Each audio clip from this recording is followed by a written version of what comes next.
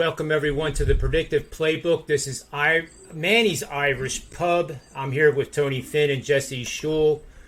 Regretfully, I'm having a bit of an addiction problem now that the NBA is done, and I have a big void in my life. But if there's a guy on the planet that can help me fill voids and addictions, it's my good friend and pal Tony Finn. Welcome to the show, Tony. How are things going for you? Well, I'm working on a long list right now.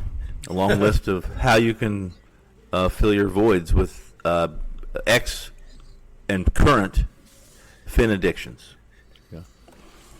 Yeah. That topic right there makes for a good show, Yeah. And we won't even be talking sports betting, I bet. A little bit. Jesse, how are you doing? I just had you on the one-on-one show, and it's a day where it's reflection, really. The NBA season is over. And sure, we wish there was a Game 7, but there's not. Giannis with 50 points was amazing. But there's a lot of stuff going on in baseball land, too. And let's start the show off with a kind of like an industry topic here that I know Tony Finn has been researching and studying and is very knowledgeable about. And that's the fact that the organization called Major League Baseball is actually a struggling one right now. And I think everybody would like to hear more about what you think is going on here. Well, what I think, what I see in my orbit, and on my timeline, is that I've said this probably since the second or third week of the season. Although I felt like it was going to be one of those cloudy, dreary seasons in Major League Baseball, coming off the 60-game sprint. The fact that we're still really living in a world of pandemic or panic, that there are places right now. I mean, people, they should know this, and I'm sure they do. Maybe those who are listening know that there's a couple places right now in the United States that have set records for new cases. In fact, records above and beyond before there was a vaccine last January. So and those are happening in places where there's no vaccine, or people are less apt to dive in and be administered the vaccine. And I don't want to get into that because then we get into other issues that are, whether you believe it's at my age. I've said this and I'll say it again. Regardless of whether I was 21 or whether I was 61, that I would be. I just think it's a win-win. So we'll just leave it at that. At 61, I surely feel like it's win-win. Before the jury's out on the vaccine, I'll be dust anyway. I mean, I'm already dust, but I'll be real dust. So Major League Baseball has a history. They have a history going back to, early 1900s. The Black Sox scandal. Before the Black Sox, or right after the Black Sox scandal, they were, back then, when they bought baseballs, they actually hired guys. They hired employees that would roam the stadiums. A ball that went into the stadium got retrieved. Not like today, where they just throw balls around like they're pennies, and do things with it. Actually, they throw balls around when the inning's not even over. They're throwing it in the stands sometimes. These players, that's how free they feel with balls. Well, but it's not the way it was then, and it was because the equivalent, it was $3 a baseball in 1919, I think, 1920, and at $3 a baseball, which is equivalent of $100 for a baseball. So, of course, that product has become affordable, and baseball owns the baseball. They own Rawlings, so they make the baseball. They do what they want with the baseball, and they are in no way, shape, form responsible for telling us what they do with the baseball. Now, I would disagree with that legally, even some legal mumbo jumbo get thrown in, but long story short is they're also not publicly traded, so they don't have to tell us how much money they make, how much they lose. They don't have to tell us anything at all. It's not public knowledge. We estimate what a baseball team is worth by speaking to their vendors or going to the vendors that are publicly trading and knowing how much Major League Baseball has spent with them, and then we estimate how much they made off the products that they purchased. So, but it goes further than that. They let things go. Major League Baseball.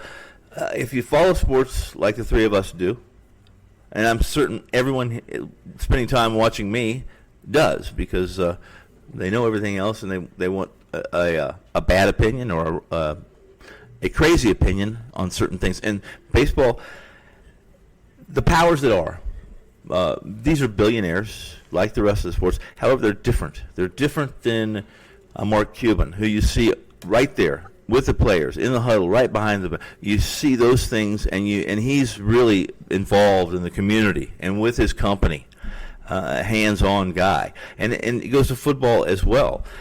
You always see the charities. You always see them attempting, and I know that a lot of this is surface. It's surface animation. To be honest with you, a lot of the guys don't care as much as others, but they're making an attempt, and that's good enough for most. It's not that way. I'll even go to the officials. Do you know how hard it is for an NFL coach? An NFL coach is called. I can assure you. I know this person. They have called umpires, referees, stuff that you and I would probably put our bare knuckles up and say, it's on. It's on. If you're saying that, then it's on. And it takes an awful lot to get a flag, yet alone get kicked out of a game, as an NFL coach. In Major League Baseball, the umpires they believe they're part of the show. And we can go on and on about that. Joe West, Country Joe West, and his, while he's on mic, he's trying to sell his country and western albums from his website. It has gone far. It's gone way too far. And again, Major League Baseball, they will deny until it's impractical, improbable, and ridiculous to deny. And we go back to the steroid era.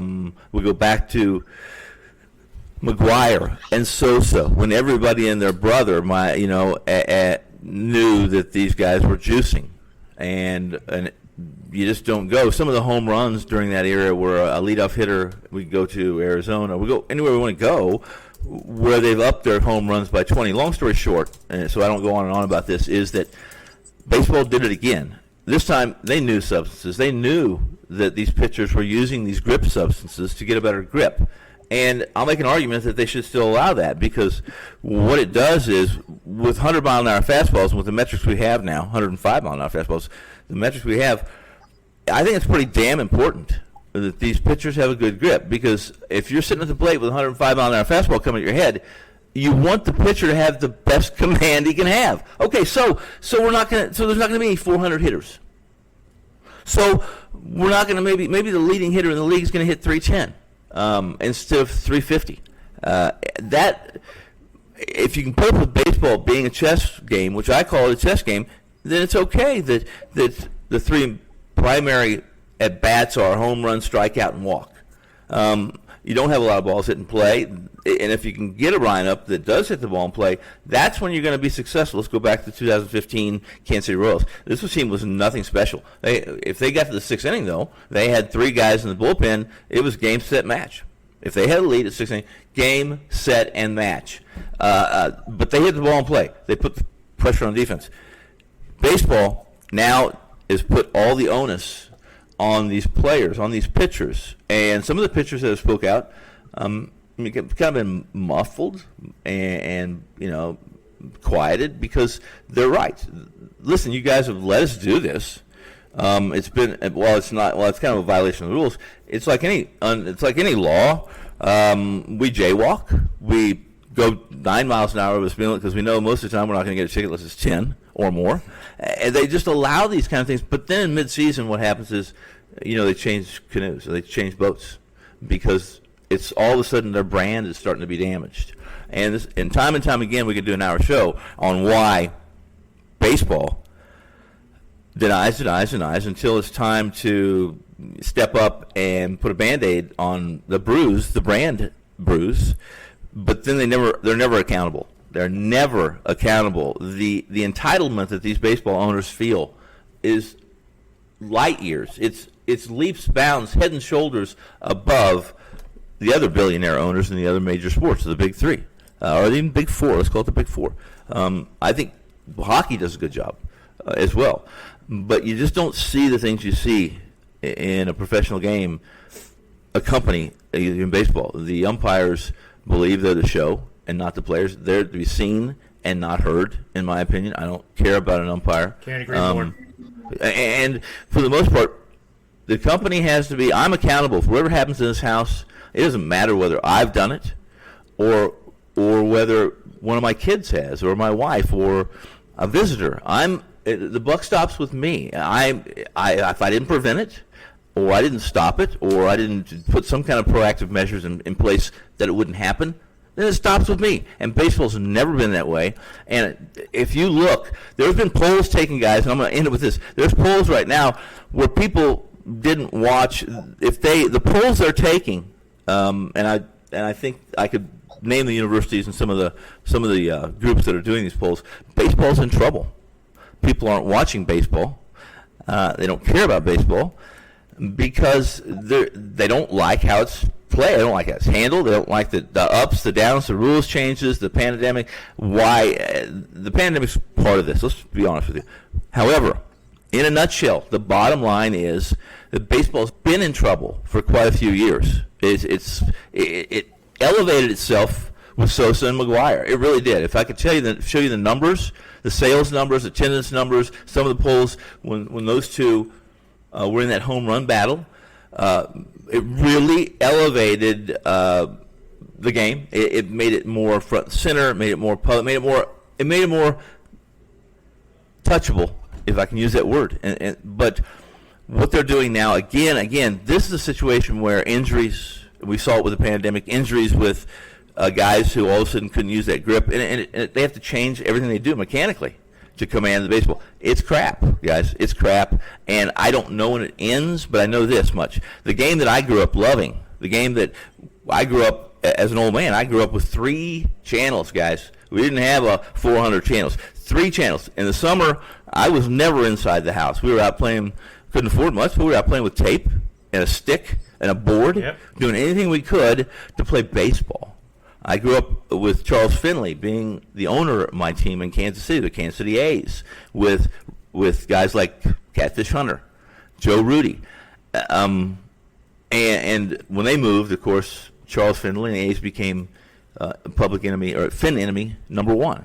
You break your heart. That's what baseball. That's the history. I grew up in a time when civil rights was we had to be at the house at 7. We couldn't buy gasoline in a can. The Vietnam War was killing all of my friends' brothers, and it was a time that baseball was kind of it was my rescue, it was my refuge, and from a coin's, I could throw a coin or in a fountain or a rock and be at 18th and Vine in Kansas City at Municipal Stadium and watching Catfish Hunter, watching Joe Rudy, watching. I was a little young. Billy Martin, even Billy Martin was a Kansas City A's guy in the late 50s, but I'm not that quite damn old yet. But that was my team, and baseball has always resonated with me like that. And this is it's just, if you think Charles Finley was a showman, he was Barnum and Bailey.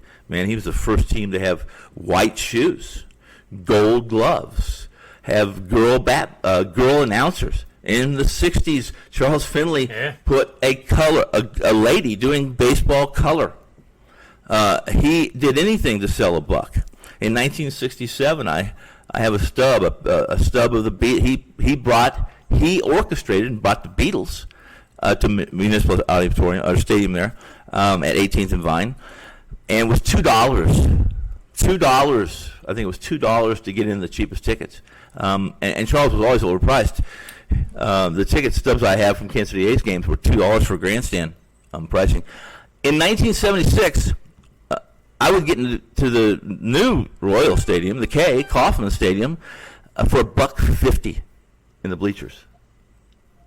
But all these things, if you want to know about my summers revolved around baseball when I was a kid. And to the most part, to this day, I still like summers because of the no time clock or the no clock, that kind of thing, what baseball is.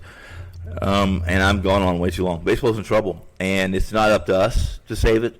You and I and Jesse, the 3 of us, we're going to watch baseball, either because it's part of our livelihood or because we like it, love it, whatever the case may be.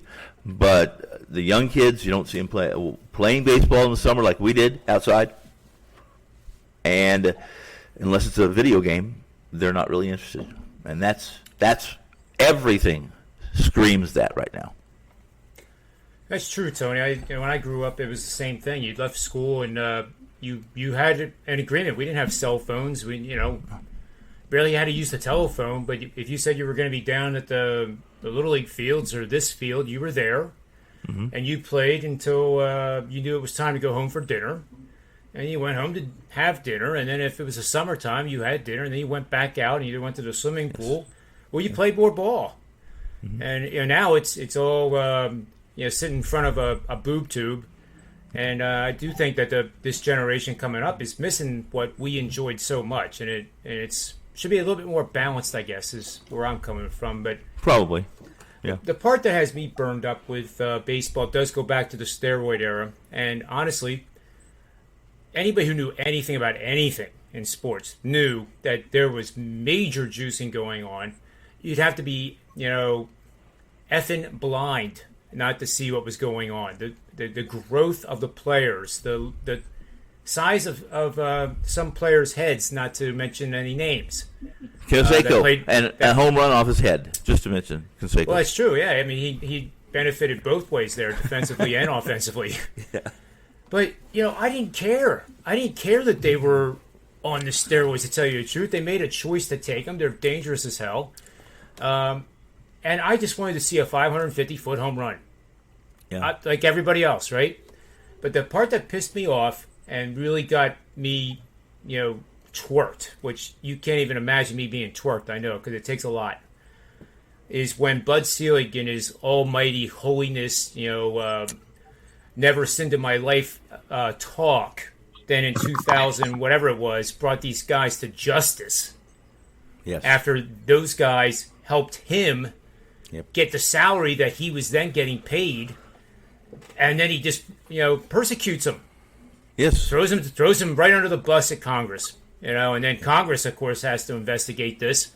And what do some of those congressmen know about baseball to begin with? Maybe they do, maybe they don't, but that's the part that really irked me with Selig and Major League Baseball, because the owners were going like this. What's a steroid? My team would never take steroids. John, I wrote an article that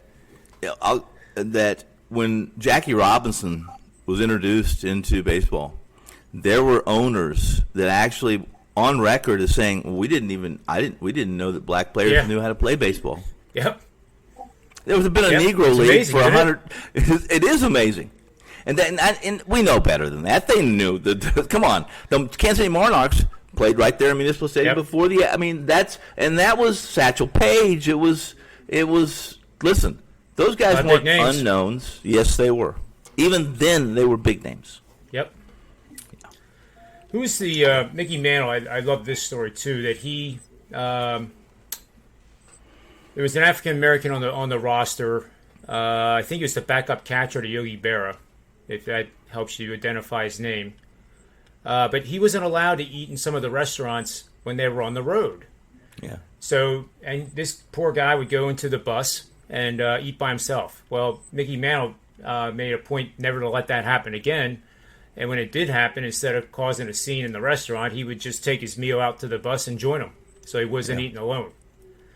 And I think, it's one of my favorite stories of all the stories about Mickey Mantle, that he, had such a tremendous, big heart.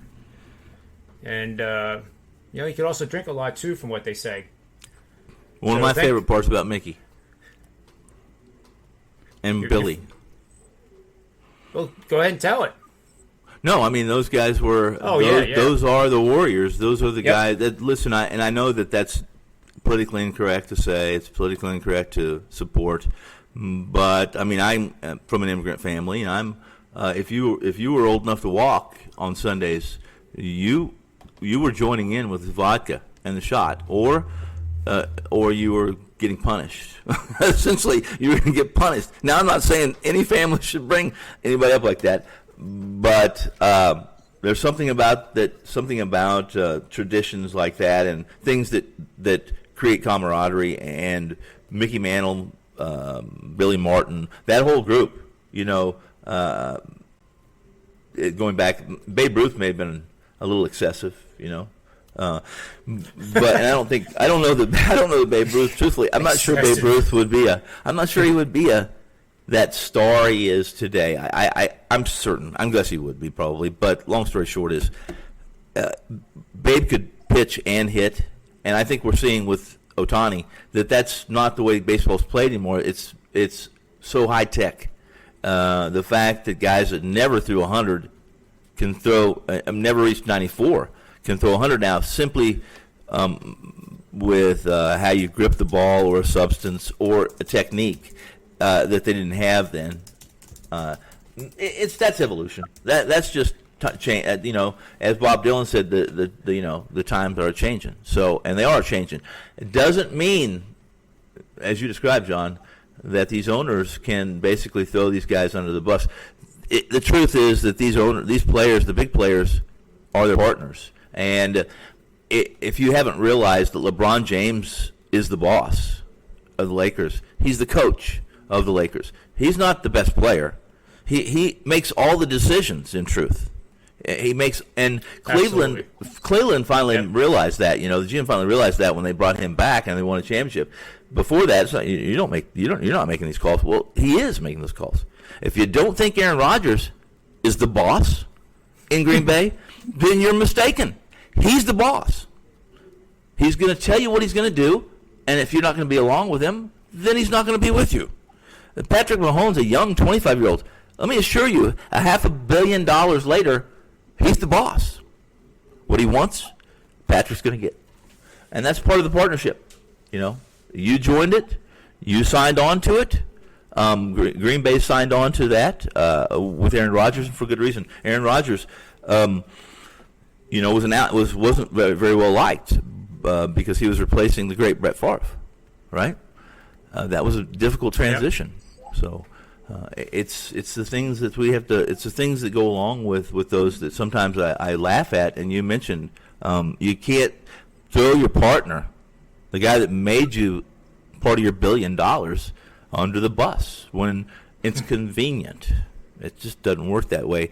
It doesn't work that way with my family. It doesn't work that way with my friends. It doesn't work that way with my neighbors who I barely know. They're part of my community. They're part of my block, and I got their back till they give me a reason not to. And I get really tired of all that. That is if you want a definition of blasphemy, that's about as accurate as it comes. Yeah. Jesse, have anything you want to add? Come on, Jesse. Well, they say art imitates life, I guess. That's true. Tony gave a good speech about how Major League Baseball is in trouble, but perhaps society as a whole is in trouble with the shrinking attention spans. You're familiar with the term TLDR, Tony? I think we just lost him. Well, TLDR, oh, if you ever find an interesting article in the Financial Times or the Wall Street Journal and you send it to somebody under the age of 50, chances are you're going to get back TLDR, too long didn't read. People don't read articles anymore. They just want the headlines, the clickbait on Twitter and social media. People don't want to pay attention to a great defensive baseball game or a pitcher's duel. They want to see home runs. They want to see high-scoring games, three-pointers in the NBA. But I don't know. Are those the real fans? I mean, shouldn't a true fan be able to watch a 2-1 baseball game and be quite satisfied that two great pitchers dueled it out? Especially when we're on the under. I guess that would make it more enjoyable, wouldn't it? Yeah, right. No, you're right, Jesse. Listen, the attention span, the too long don't read. Yeah. Well, and there's people who are not that way. There's people that way, and there's people that way for good reason. Maybe they don't have time, but for the most part, if you send me something and you're important in my life, I'm going to take time to read it. Yeah, it started. I think it all started really with the advent of Cliff Notes. Instead of reading Homer and the Iliad like you're supposed to do, all of a sudden there was guilty. a quick way to get the Cliff Notes and read it. I'm guilty of that though, so it's hard for me to admonish. I'm guilty of that in college, but that was for other reasons that were at that time very important. That was like girls and partying and stuff like that. I don't have time to read a book. I understand. Yeah. But I was in a high school where we did read books like that. Back in the day, it was Brave New World, 1984, Animal Farm, Catcher in the Rye, Homer and the Iliad, all the Shakespeare stuff. I read some of those. I will say that I'm not horrible. I'm well read. What's that, Jesse? I said now's a great time for people to go back and reread some of those books. Yeah, Catcher in the Rye. I like that. Was one of my favorites. It's tremendous. Favorites. Yeah, tremendous. And you have Beowulf. Plutarch and the Lives of the Ancient Romans. Plutarch was a Roman historian. Yeah. Ptolemy, all that crap. The Cliff Notes don't do it justice. Sometimes you have to read, and you have to take a second now to digitally look up a word so you understand what the heck it means.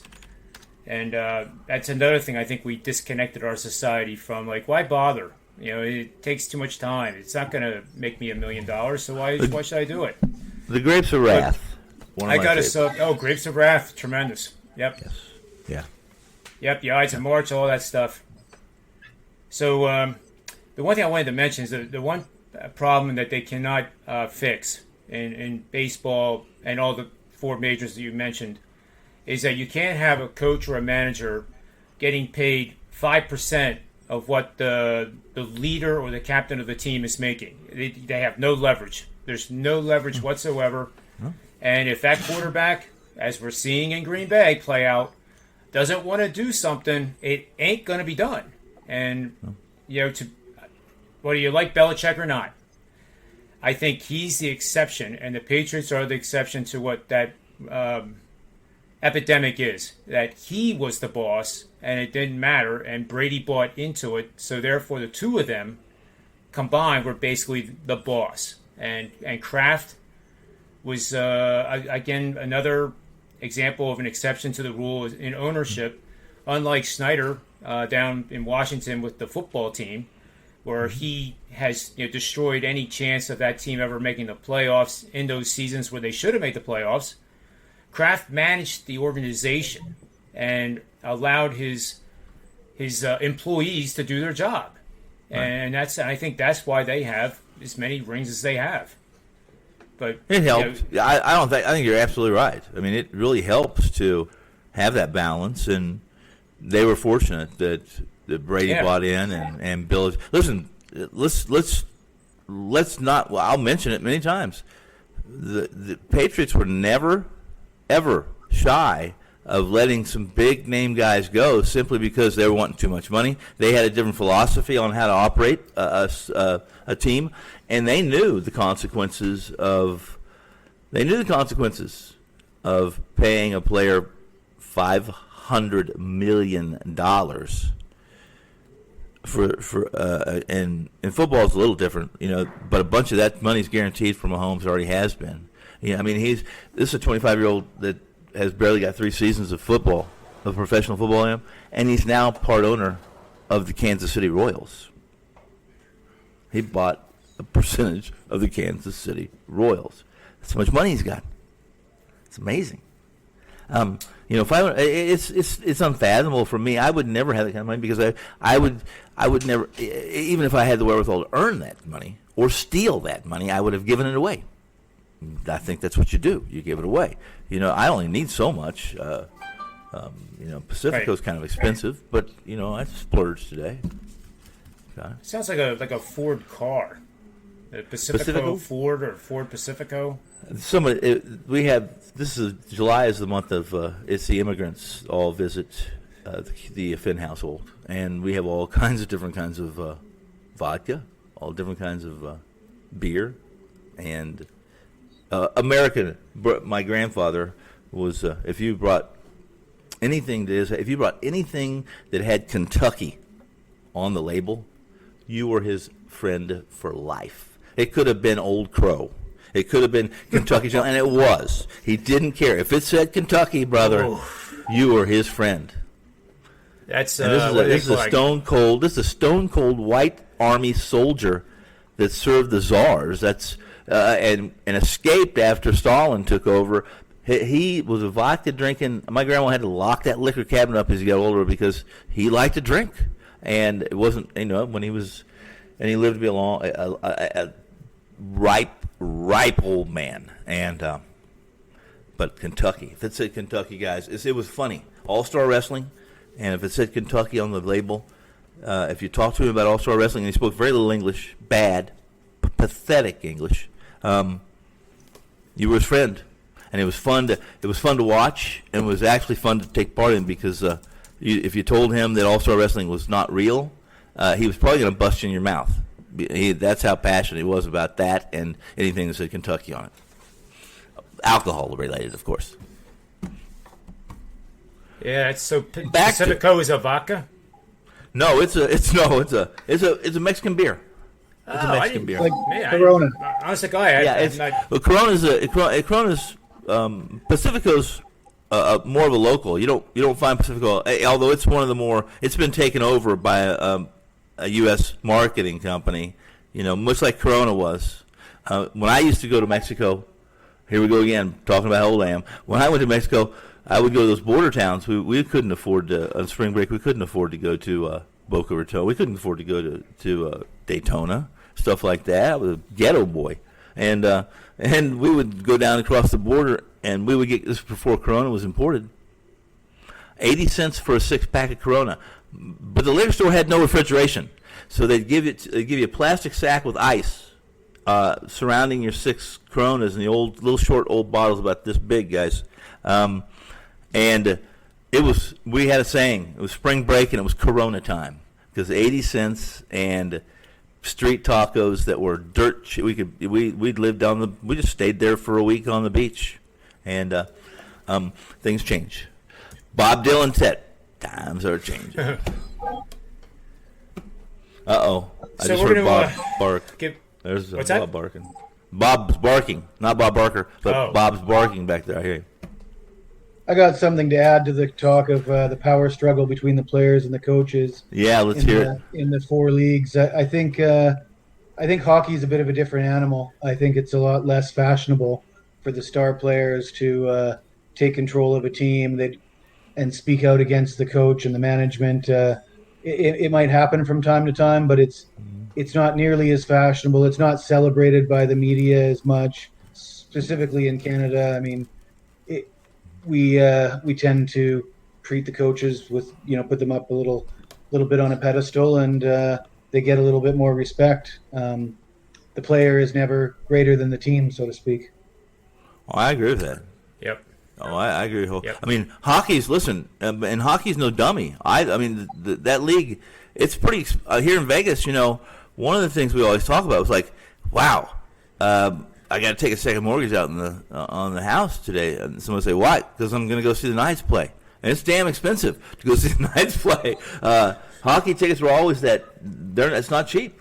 It's not cheap because they pay their players well, they pay the coach well, and good. Because we don't have to go to every hockey game. There's nobody on that Knights team that's greater than the team. Who on the Knights could speak out and say, I'm the greatest. They'll be traded. You're going to have to listen to me. I'll tell you who did that. I'll tell you who did it. And Fleury got a little flustered, when they brought in another goalie. And when he spoke out, I'll tell you what happened. He was sent home. He's not great, and he was basically the local kind of the local guy people piggybacked and loved and talked about, because he had such a really good first season when they were the expansion and went to the finals. Fleury was that guy that had that season. So, but yeah, you're right. You're absolutely right. Fleury spoke out about that, did it on Twitter and did it in some social media, and he paid a little price for it because they were not going to be the team that accepted such. They didn't want to be that. They didn't want to be that precedent, you know. Yeah. No, I think it's definitely not a fashionable way to be in hockey. No. I mean, if you come out and you start getting your ego gets too big, you get shut down pretty quick by the fans, the media, the players, or the game. The game in our business, as soon as you start telling people how good you are, you're going to pay that price. I promise you. You're going to pay the price, some way, fashion, or form. You guys might remember Evander Kane when he was a rookie. He had a big stack of $100 bills, and he was putting pictures of himself on Instagram with $100 bills. And some of the veterans pulled him aside and said, this just doesn't fly in hockey, guy. You're going to have to cool that off a little bit. That's good. I think that's Yeah, I think humility is a pretty attractive. When you're a humble person, that's pretty attractive in my world. Not that I am. I think I am, but especially as far as the people I know, when they're humble, they're the ones I gravitate towards more than the flamboyant ones. Well, and it's pretty tough to win a championship just because you have one player as well. You can't really put your finger on one player that's going to win you the championship. It's not like basketball or even baseball. A starting pitcher can be so dominant; you can win you so many games. Doesn't matter. Yeah, no. You got to score. The Edmonton Oilers have probably the best player, if not, top 3 player in the league, and it hasn't done them much good. No, his name was Gretzky. Connor McDavid, yeah. Yeah, no, I'm saying it's not like a Gretzky. But because listen, people talk about Gretzky all the time, but as well as better than anyone here speaking, probably. Gretzky had some pretty damn good teammates, some pretty good players too, alongside of him that made him. He was a product, a part of who he was or who he is known to be, was because of some of the guys that assisted him. And there were some good players. I would also add that Gretzky was notorious for making his teammates better. Oh, I rather agree. rather than him dominating on his own. Yeah. His success was due to setting up his teammates to score 70 goals. Guys like Bernie Nichols playing for LA, who a rather average player gets on a line with Gretzky and scores 70 goals. That he did that for so many people.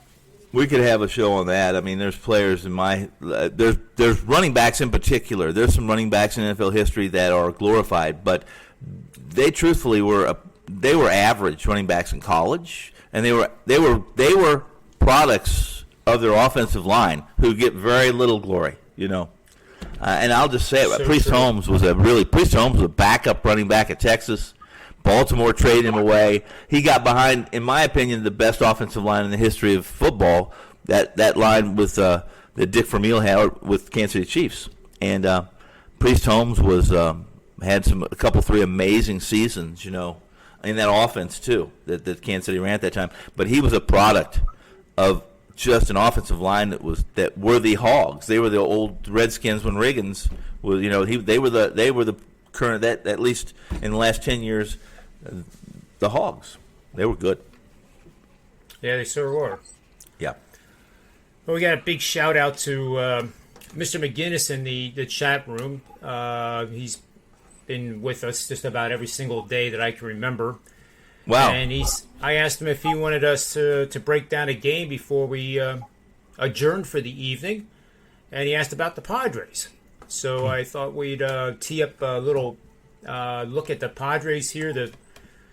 The Friars, as I like to call them, are 56-42, 14 games over 500. Trail San Francisco by 5 games, who is playing the Dodgers tonight in the second game of their series. San Francisco was leading, I think, by 5 runs and lost. And San Diego is going to be playing. I'm pulling up the San Diego is playing. Why don't I see this game? Is he just? They're playing that. They've already finished one. They already finished. Yeah. I guess he wants us. No. It's a doubleheader today.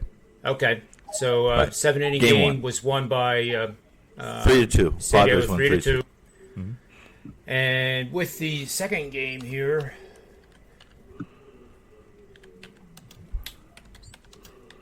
Looks like I'm not familiar with this starter at all. Nair, Knehr, and Atlanta is putting Wilson on the hill, and the line is minus 120 in favor of Atlanta for this second game. A lot of doubleheaders are split, but it's certainly not something to count on and bet on. But I don't know anything about this Nair guy. Tony, do you or Jesse know anything about him? Reese Nair, who's going to start for saying, yeah. Listen, this is not a guy who's a top prospect. This is not a guy who gets a lot of accolades, everyone would have heard of him. Yeah. I'm certain that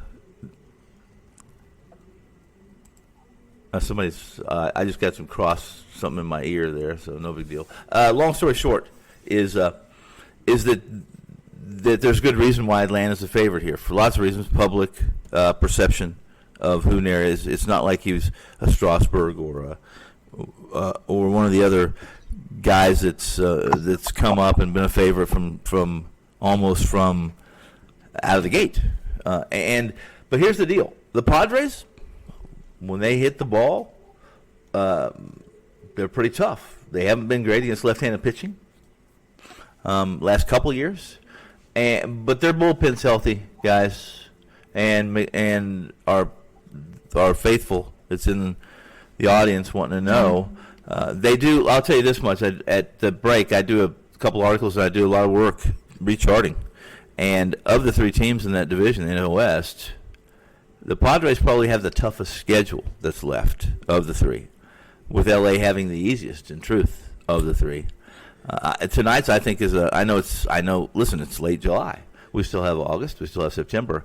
But I'm really interested in watching, not that I'm not interested in watching the Padres, but I'm really interested in this San Francisco and LA game tonight because it's a big game. You got a Webb against a Urias that, while Urias isn't a household name, neither is Webb. And in fact, Webb probably wasn't even expected to be in a starting rotation this year, even if it was a Cleveland, or even if it was the Detroit Tigers or somebody like that. So it's a big game, I think, as far as how San Francisco enters the last couple months of the season and how they feel about, how they can compete.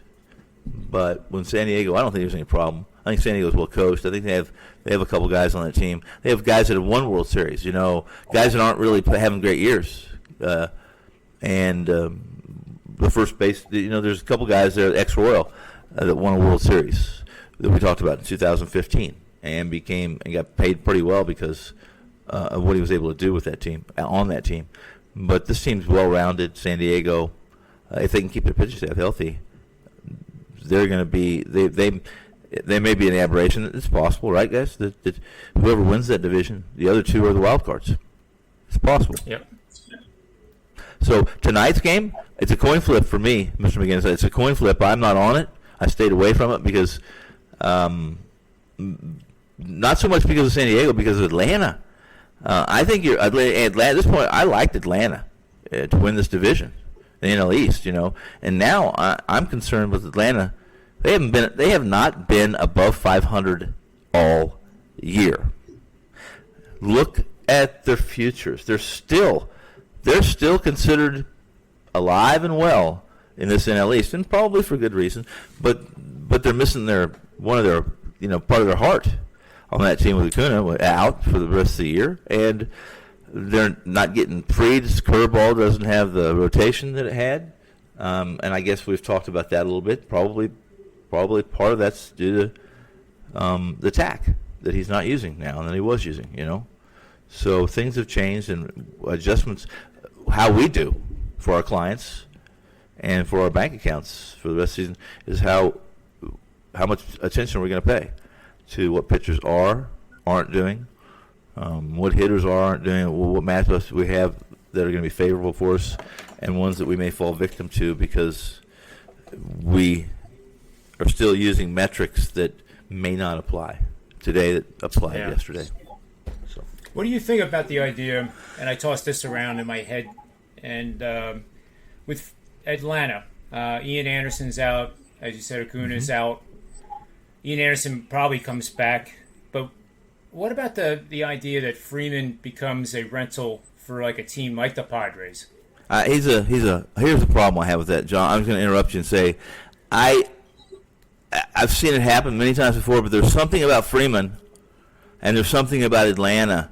There's something about George Brett in Kansas City. There's something about certain players and certain teams that no matter what somebody's going to offer you for their services, that they're just not for sale. And I don't know why I feel that way about Freeman. That's the way I feel about him. I could be dead wrong. So what do I know? I'm not sure. That makes total sense. You can go back into history too. Jack Schmidt or Mike Schmidt. Yes. I mean, Jack Schmidt. Yes. Mike Schmidt. Right. Mm-hmm. There's been a lot of players that have spent their whole entire careers on one team, and then it doesn't happen much anymore, does it? Not much. Nope. But nope. Yeah. Nope. That Tom Brady guy, I guess. And it didn't happen with Tom Brady, did it? No. Well, he's in his second career now. I'd say he's going to be with the same team twice in the same career. Well, listen, he may not be human. It's becoming more and more obvious that he may not be. He may have some alien DNA or something that allows him to play till he's 80. Who knows? Yeah, I heard too that Fitzpatrick, the quarterback, Harvard, Yes. spent all summer with the Brady organization. It's called TB12, which is all about nutrition, all about workouts, discipline, focus, mind body stuff. I mean, it's really pretty cool. I actually have the app on my phone. Oh, and well, it's not anywhere near my phone, and it never will be, because that would mean I would have to change everything. Well, I'm not saying I would change anything with my life here, but it's kind of interesting to see what other people are doing, and yeah, kind of. But I do try some of the stuff, I'm still pretty athletic in my. Well, do they have any recreational? Do they have any recreational drugs or new alcoholic beverages that they're sampling on that app? Because I'll join in for those. I'll double check, because some of them might be using different. To be part of the survey on that. They might be using different terminology, so I'll have to. I'm sure. I'll have to dig into it and see. People are more politically correct than me, I know. But in this Atlanta-San Diego second game, I kind of look right now at San Diego as a play. There's a couple pretty solid angles here, playing on road teams with an on-base percentage of .350 or more over the last 20 games, and having a pitcher that has more than 5 days of rest. 48-19, 72% last 5 seasons. $100 better has made $3,200 this following those parameters. Right. And I also like the fact that San Diego is batting, 288? Let's see here. Last 7 games, 6.7 runs per game, 288 batting average, 369 OBP, including 31 walks, which means that they are working counts. Unlike the Yankees, and only left 47 men on base during this run. Yeah. So that number is pretty good too. Nair, I will say this: Nair did start one game. It was against the Rockies, and it was in San Diego. And here's the deal: he walked 4 and struck out 3. Rockies, all right, gave up 3 hits, 2 earned runs in 3.2 innings. 76 pitches to get through 3.2. So, like most young pitchers, their biggest Achilles, or at least the most common denominator among young pitchers, is command. So. Yep. And then, of course, they could have an umpire behind the plate that knows Correct. He's a rookie, and that strike zone gets tight. Yep. And I don't think that's right either. That's another thing with these umpires that. Yeah. Yeah, well, you know something? Some of them do this. It's not the way it used to be. At least the union, there's still a large contingent of vets who are basically grandfathered in. They're tenured. They can't be fired because they grade poorly in the K zone, Like the young ones they're basically, that's how they're graded. Some of the older guys, some of them are proud guys, and they do the best they can, or at least they try to comply with what the league wants and the union wants. But there are guys that don't. And And there were guys 10 years. I wrote a book in the late 90s. It wasn't a book, but it was a little short story. Let's call it a short story on umpires. Back then, this was before the K-zones. And I was a big umpire guy. Not a lot of guys were. I was a big umpire guy because they had a huge impact on the game that typically was not accounted for, not in the money lines or when the public was addressing who they were going to back that night. They just didn't. There were sharp syndicate groups that knew umpires inside and out. But the discrepancy, the dichotomy between sizes of strike zones in the late 80s and 90s and early 90s was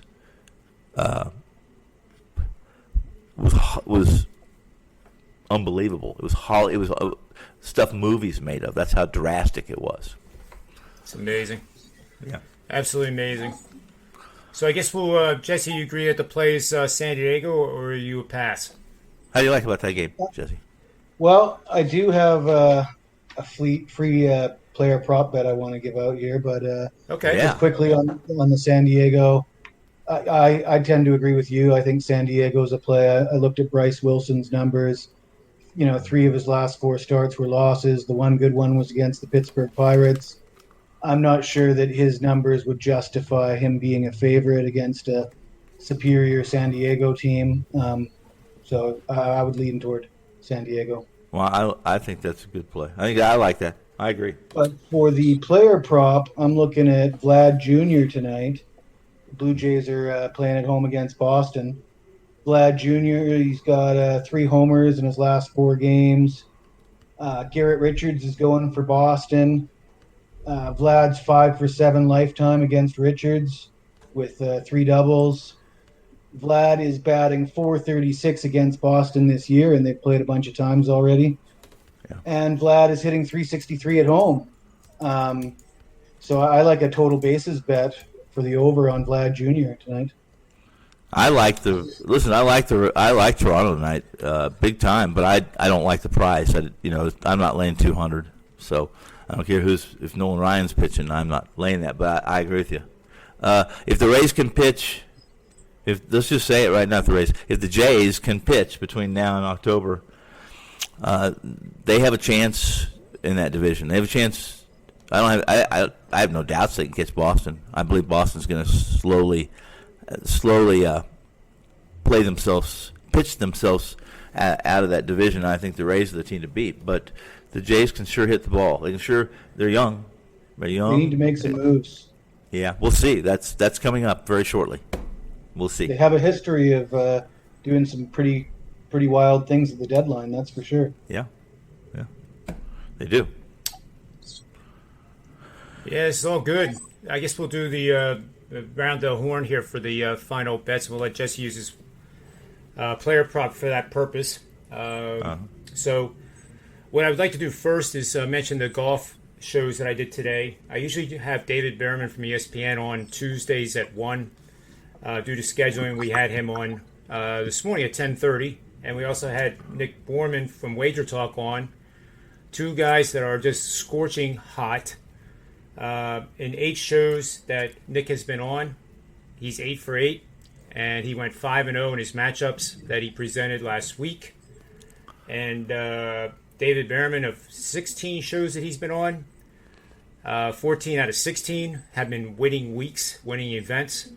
And this past week was just probably the best yet at the Open Championship. One of his DraftKings lineups made it as high as 54th out of more than 300,000 entries, and finished. I believe it was in the below 300th. But when you're in that section of the leaderboard, that's a lot of money still coming your way.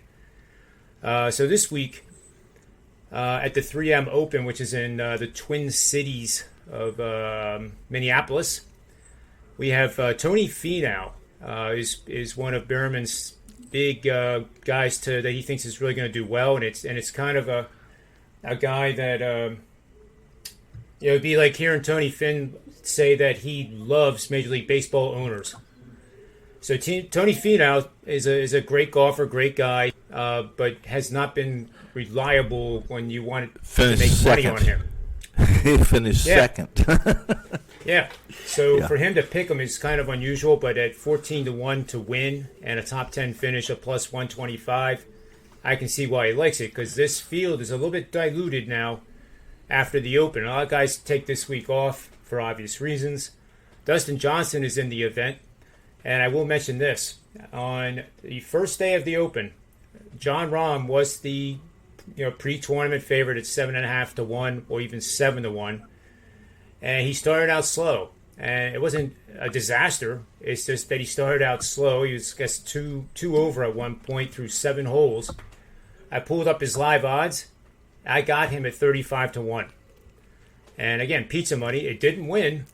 But the point is that if you like Dustin Johnson or Oosthuizen this week, it probably pays to wait and see how that front 9 goes, because a lot of times these guys that are the favorites just get out of the chute to just not shoot over par. What's the odds on Dustin Johnson right now? What's the odds? 7.5 to 1. Okay, let me ask you this.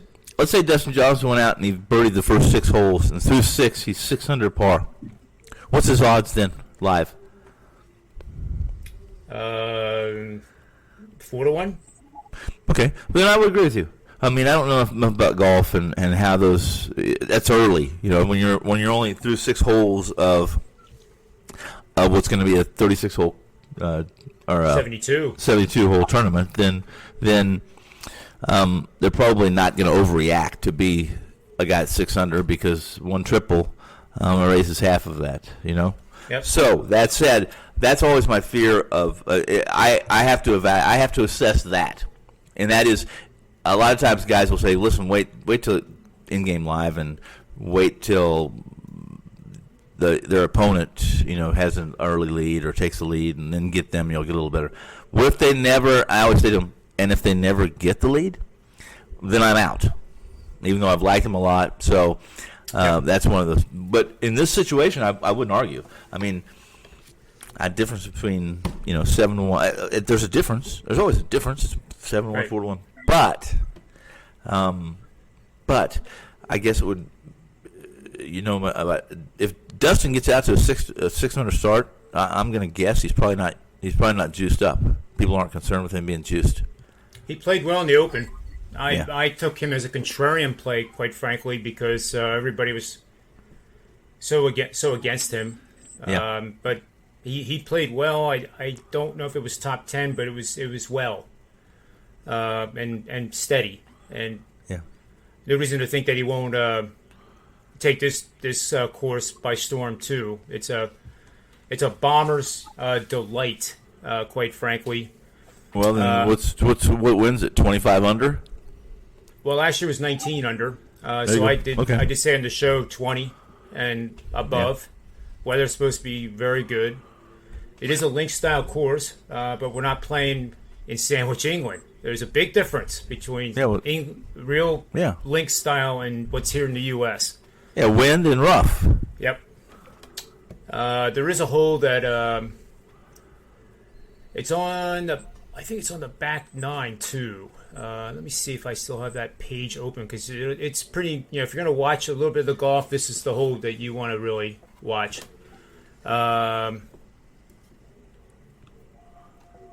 It's hole number 7, and this course was designed by Tom Lehman. And if you don't know that name, he was a tour pro and plays occasionally on the senior tour. He's also in the Golf Hall of Fame. And this is a 381-yard par 4 that can be driven by driving over the lake that's on the left side of the hole. So if you can carry it far enough, you can actually drive the green with like a 330-yard shot. So I think, in this day and age of all the guys, a short hitter now is considered under 300. Or, he only hits 300. It's crazy language. But I think you'll see a lot of the field take a shot at this hole and go for the 2, which would be the eagle. This hole is dubbed Tom's Thumb, and that's in reference to Tom Lehman. So I like these little stories. Not everybody does.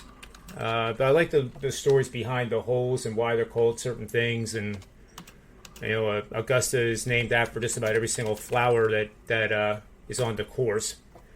But, holes 6, 7, 9, and 14 are going to be the holes that will be fun to watch, and probably whoever plays those 4 holes the best is going to win it.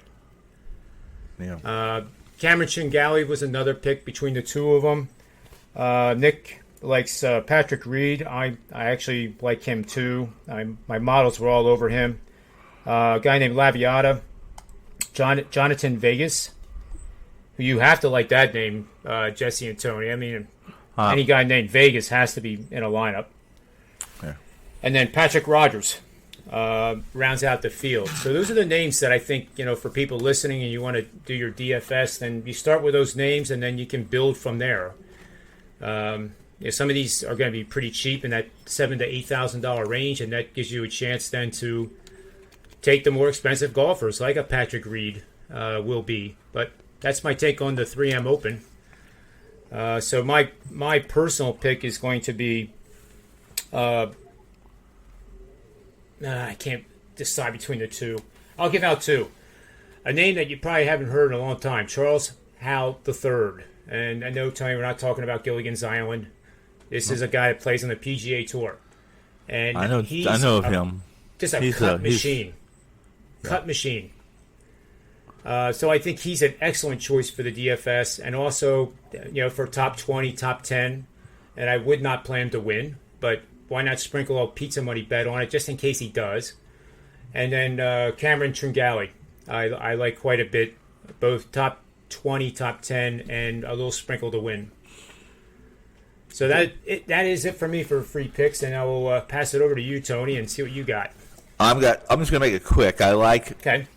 I'm going to give you a strikeout prop, and I'm going to check the numbers on right now and make sure that this has not gotten out of control as far as juice goes. But tonight's game between the Giants and the Dodgers, the late pitch, West Coast, Chavez Ravine event, pits a couple pitchers who are household names, Urias and Webb. And the umpire in this game is definitely a K-boost umpire. Strikeouts are something. In fact, of active umpires with 200 more home plate assignments, the umpire that's behind the plate tonight has one of the highest K-boosts or strikeouts percentages, to base on balls percentages. And there are certain metrics with umpires I use that are important to me that may not register with other people. But I like both pitchers to exceed their strikeout props. Urias was 6.5. He was 5.5 earlier. Okay, he was over 5.5, but it was minus 170. And now I see that they've changed it to, and I'm using Penny, which I trust more than in most books. And now it's 6.5 at plus money, plus 120. So, but this morning I made the switch and I went over to Webb, who was over 4.5 at plus money. And the reason, first off, he's not the same kind of strikeout that Urias. However, he has a pretty good history against this lineup for the Dodgers. And the biggest question tonight is he's had 2 starts since coming back from being on the IL. And he only pitched 3 and then 4 innings. But he's not on limit tonight, according to my information, 100 pitches. So over 4.5 plus money. Over 4.5 plus 114 right now for Logan Webb. Total strikeouts. Must start, obviously. Over 4.5 strikeouts plus 114. That's my complimentary free money. I got a lot. And Urias, too, is plus money, although a higher number. Right. And listen, when I saw the 5.5 on Urias, I wanted to jump it big. Then I looked over to see what I was going to be laying, and I saw the 170, and I said, forget it. I'm just not doing that on a prop. I'm not doing that on a team. Why am I going to do it on a prop? So, I mean, although I did recommend yesterday minus 600 on the Freak and a double-double, I said it's free money if you want to lay the 600, Yeah. I'm seeing him actually at 6.5 for Urias at plus 110. Right. I'm seeing 6.5 at plus 119, and I still like that. He struck out 10 of Giants in his best start. 2 starts against the against the Giants this year. One was real good, one wasn't so good. But he walked none and struck out 10 in his first outing against this Giants team. So there you go. And one last question for you before I let you guys go. Along this line of Julio Urias and the prop bets in general, Yeah. do you feel over time of making these prop bets, is it better to take over 5.5 and lay the wood? Or is it better to say, you know what, I got this umpire behind the plate, and if I'm right, Urias is going to have at least 8 strikeouts, and you take the higher number, but you get the plus juice? Well, I'm going to be boring. I'll answer this now. Let Jesus, our best Jesse, answer this. But I'll be boring. I'll tell you right now. I avoid those kind of juice plays. I don't avoid plus 150 or plus 160. However, when I see plus 150 or plus 160 at a book like Penny, who handles a lot of sharp action, this is a sharp book. There's no square book, you know. Then I have to back off of it and find out why is it such plus money, you see. Yep. So, but I typically will say there's going to be plenty of opportunities during the course of a 162 game season or 1 million baseball games. There'll be plenty of opportunity to get a prop that's favorable for you on the money line and the number, and I would just say stay away. That would be my answer. Okay. Jesse, you have anything to add to that? I mean, I think you just got to look at a risk analysis for each time something like this comes about. But for Urias, for example, with 5.5 strikeouts, I would assess his last 20 starts. How many of those did he go over 5.5 strikeouts? If you're looking at something like 70% of the time, that might justify laying 170. If it's only 55% of the time, well, it clearly doesn't justify laying 170. It's that simple, right? Yep. And now they've just raised it with strikeout. Like I said, now it's 6.5 plus 119 at Penny. So then, as Jesse said, how many times has he been above 6.5? Is he going to be efficient? A lot of this has to do with efficiency. When is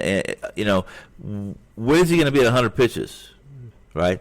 In this day and age of load management, if he's facing a lineup that walks a lot, not that the Giants walk a lot, but if the pitcher's facing a lineup that walks a lot or doesn't strike out a lot or puts a lot works counts, it's surprising as poor as the Yankees have played and hit this year.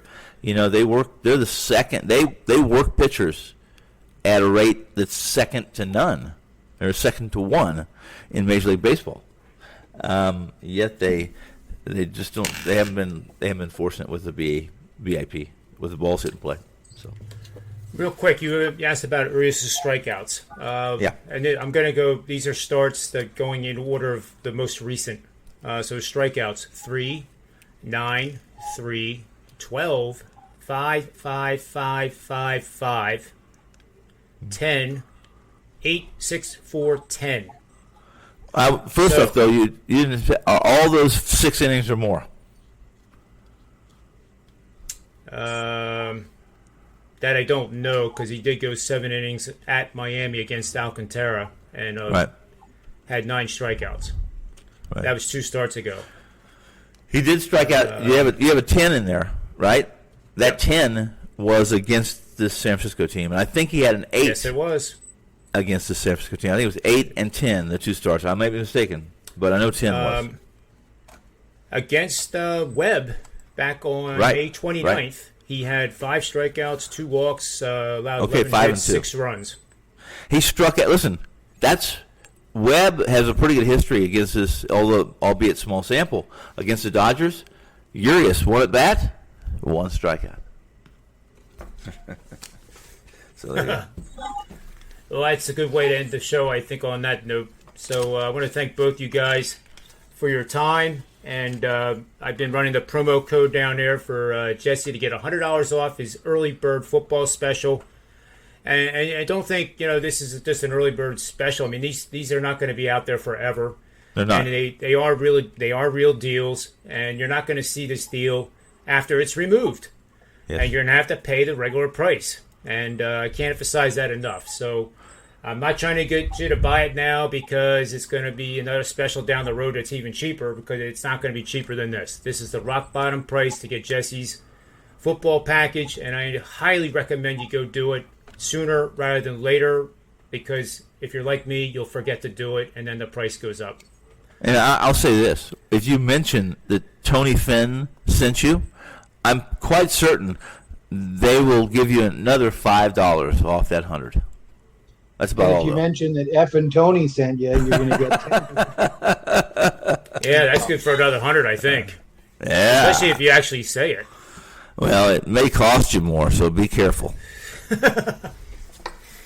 Well, thanks a lot, guys. So for Tony Finn, Jesse Scholl, myself, the Predictive Playbook, WagerTalk.com, SportsMemo.com. May all the wins be yours. Good luck Cheers, tonight.